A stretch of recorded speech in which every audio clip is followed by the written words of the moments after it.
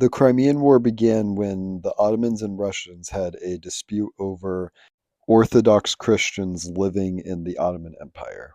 This caused a bloody 3-year-long conflict between 1853 and 1856, where the Russians and the Ottomans fought in mostly Crimea, hence the name the Crimean War. Because of the Concert of Europe, this was the first major war in about 50 years, and also had a lot of different technology used in the war with muskets and cannons. This war also in turn had a tragic loss of life, as well as a lot of weakness shown in the Ottoman Empire. France and Britain got involved in this war because they didn't like Russia taking control over their trade routes, because Russia was on track to win this war.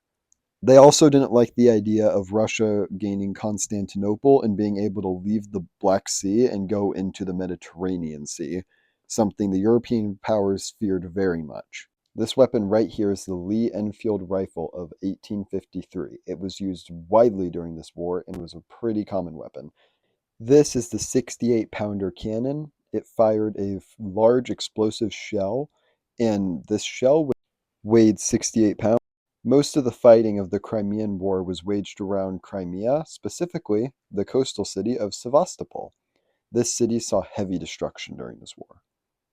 Because of British and French aid, the Ottoman Empire was able to come out on top during this war, but it was very likely that Russia would have won if the British and French did not intervene. The border changes were pretty minor during this war, but it did lead lots of the Balkans to revolt for their independence. This war led to the breakdown of the Concert of Europe and just Europe's alliance system that they had at that time, and was one of the last things to end something from the Napoleonic era. It also just caused lots of opinions across Europe as a lot of the countries began to form their own alliances. Up now is what the map could have looked like if the British and French did not intervene, as the Russians were on their way to capture Constantinople and completely defeat the Ottomans here. This is alternate, so this didn't actually happen in our timeline, but it is a very good example of how much history could have changed just depending on this war alone.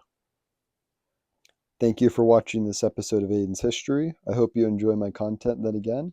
And thank you to everybody who just enjoys staying around and seeing all this history I upload.